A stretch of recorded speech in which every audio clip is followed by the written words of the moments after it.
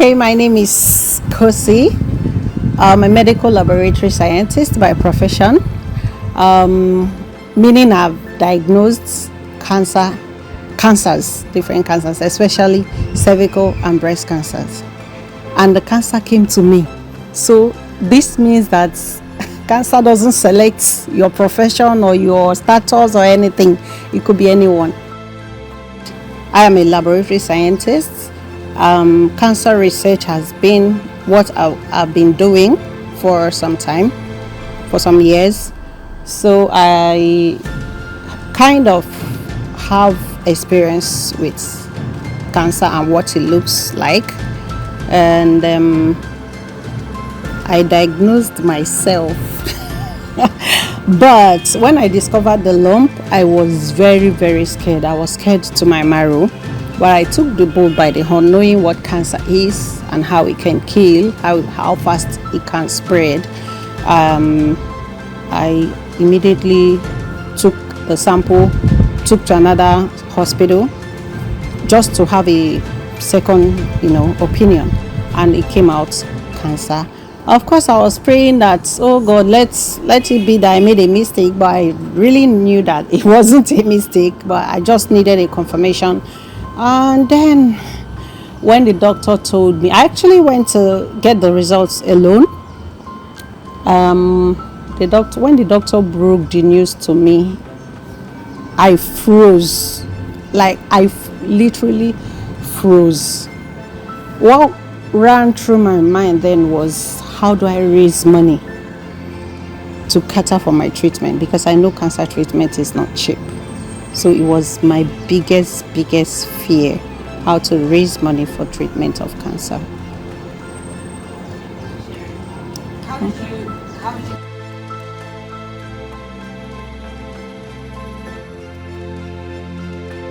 you Normally, whenever I'm going for anything hospital visits, I usually go with my spouse, my husband. But on that very day, he couldn't make it with me.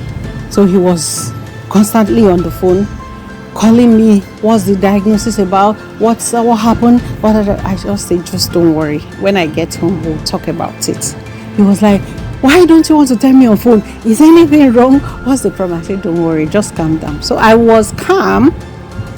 Do you understand? I was very calm. So I got home, sat him down. I said, look, this is what it is. I've been diagnosed. I've been confirmed. Stage 1. I was diagnosed as stage 1. But he freaked out. It's expected, of course. But I told him that if we go into treatment immediately, the chances of survival is high. Yeah.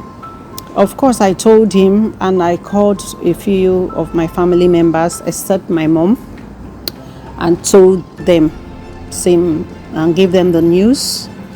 They didn't really take it so well, but I discussed with my husband. I am in the medical field. I have the final say.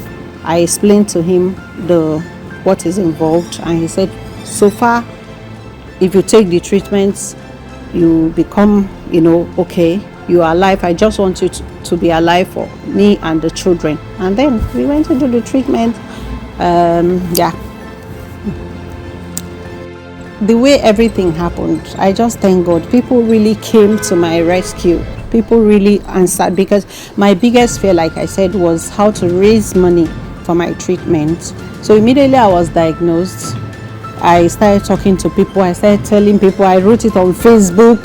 Like, my family was angry that why should I go out there to tell people I've been diagnosed of cancer, blah, blah, blah.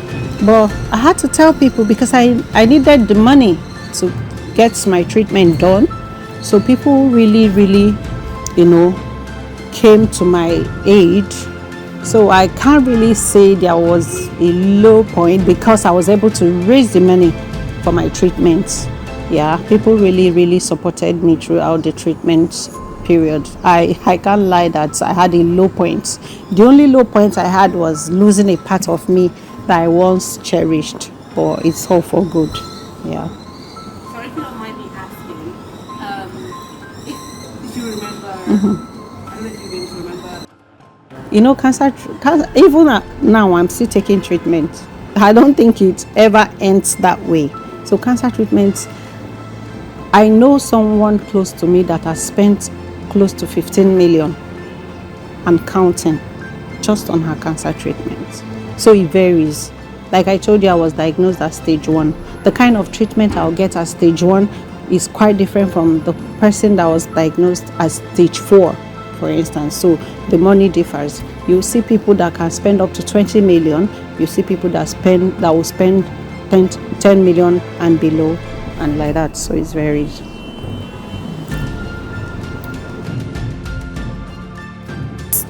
When I was taking my treatment, that was when I came to know about NEPICIN.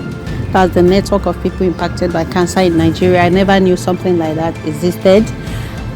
Someone introduced me to the group, and I saw that really people really survive cancer. Wow, I was like, wow, that gave me so much hope that, oh, like I'm going to survive it after all. Yeah, so it was really, really a big moment for me to identify that group, you know, to identify with them and see a lot of survivors there. It was really a good one for me.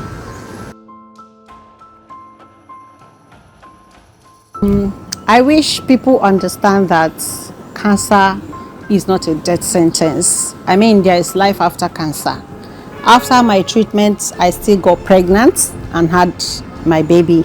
So it can, you know, you can literally live your life well after cancer treatment. Yeah. Yes, that's changed.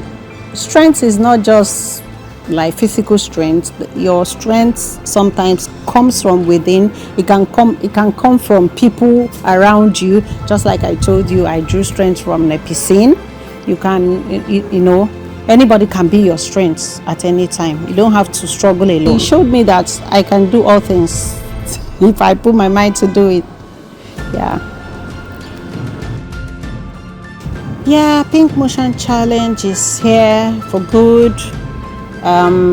We are trying to raise money to support cancer patients, and it's a very, very welcome development because cancer treatment is very expensive, it's not cheap, and that's why people from this part of the world die from cancer diagnosis, thinking of the money for treatment alone can kill people. So Pink Motion is doing very well by raising this, doing this challenge to raise money for cancer treatment.